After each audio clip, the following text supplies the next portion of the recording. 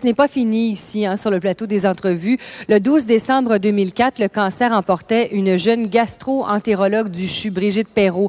Un fonds a été créé en sa mémoire et déjà des projets ont vu le jour grâce à vos dons. En voici un aperçu. Emportée par un virulent cancer à l'âge de 30 ans, la mémoire de Dr Brigitte Perrault est à jamais perpétuée. Le fonds qui porte son nom est un gage d'avenir pour le CHUS, un défi que la jeune femme aurait voulu relever. Elle me disait, tu sais, maman, je ne suis plus le même médecin. Je donne beaucoup plus d'espoir, je suis beaucoup plus humaine envers le patient. Un hôpital, c'est pas seulement une place pour soigner des malades, mais surtout soigner le corps puis l'esprit de la personne. C'était une des préoccupations que Dr Perrault avait. Donc, souhaitait qu'on puisse poursuivre ce que l'aurait, elle, voulu réaliser dans le cadre de sa carrière. La médecine, c'est plus que de donner des pilules ou administrer un bon traitement. Je pense qu'il faut que ce soit entouré d'explications. Il faut qu'il y ait une confiance aussi qu'on réussisse à créer chez le patient qui vient nous consulter. En fait, quand on est en santé, on est riche.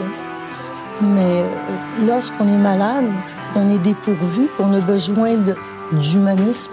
De l'importante campagne du lavage de mains financée par le Fonds Brigitte Perrault à l'achat de fauteuils confortables pour les patients qui se rendent au centre de prélèvement. Deux simples mesures qui font toute la différence.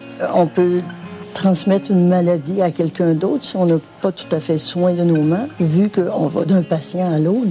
Donc, cette campagne-là, elle n'est pas inutile. Ces mesures-là sont extrêmement importantes pour la prévention des infections. Non seulement de l'influenza, mais toutes les infections qui sont contractées dans l'hôpital. En fait, cette mesure-là est probablement la mesure la plus efficace pour prévenir la propagation des infections dans l'hôpital. C'est avec un paquet de petites choses qu'on peut améliorer le système et non pas essayer de se lancer dans des projets énormes où on va être débordé.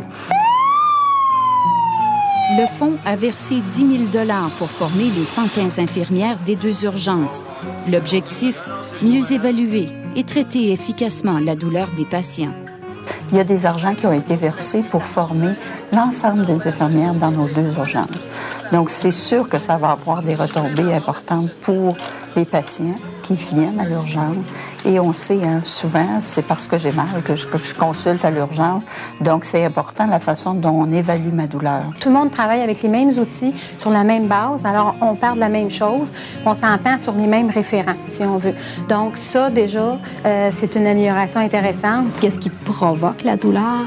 Où la douleur, elle est ressentie? À quelle intensité elle est ressentie? Et depuis quand elle est ressentie? Donc, on va bien décrire tout le phénomène douloureux. Suite à cette évaluation-là, on va pouvoir aller du côté du soulagement.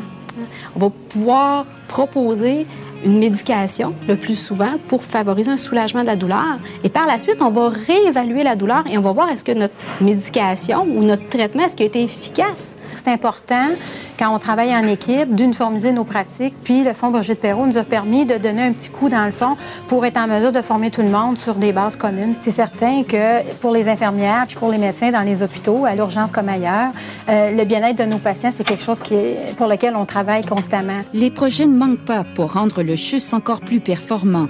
La mort de Brigitte Perrault aura incité l'ensemble du personnel à se battre pour rendre les services hospitaliers encore plus sécuritaires et humains. On pense qu'elle continue à être parmi nous et à œuvrer dans cet hôpital universitaire où elle devait faire carrière.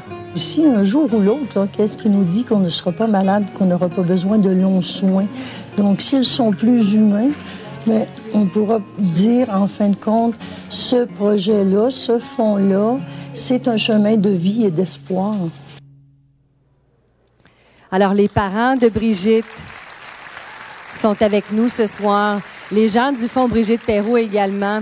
Gilles, Paul, on a l'impression que Brigitte est quelque part avec nous ce soir? En quelque sorte, oui.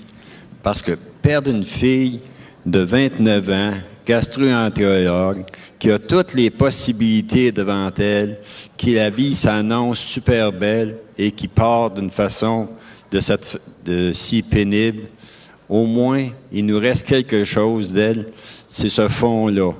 Ce fonds qui est orienté vers des valeurs qu'elle aimait puis qu'elle préférait.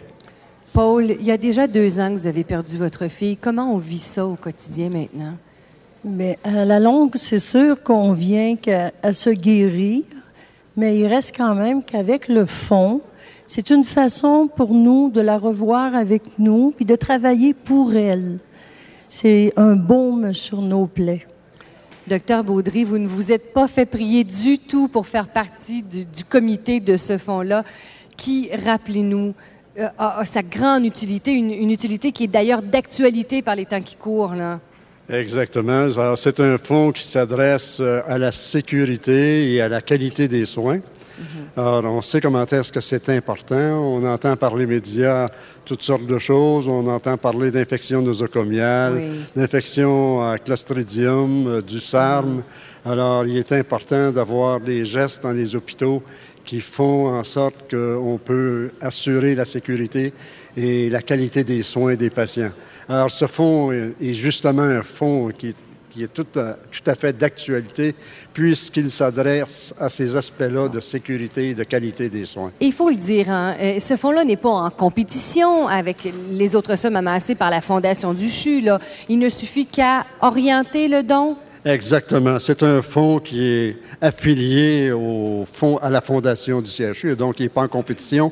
Alors, les gens qui sont sensibles à cet aspect-là des soins, à la sécurité, à la qualité des soins, peuvent s'adresser à la Fondation du CHU et demander que leur don soit dédié à la Fondation Brigitte Perrault. Paul, en quelques secondes, votre fille vous a laissé un message important avant de mourir et j'aimerais le réentendre ce soir. Elle me disait, quand on a la santé, on est riche. Donc aujourd'hui, en faisant un don, c'est un investissement pour notre propre qualité et sécurité. Nous avons des dons de Diane du service de gastro-entérologie. Monsieur Baudry, bien vouloir juste lui passer le micro, s'il vous plaît. Alors, Diane, on a amassé des dons à l'intérieur du service. Un don de... Nous, un don de 2000 $ là, de la part de tous les membres du service de gastro-entérologie. Merci, Diane. Et un don de la famille. Au nom de Brigitte, on donne 1000 $ pour soutenir le fonds. Merci infiniment de votre présence. On continuera d'honorer si bien sa mémoire. Merci à vous.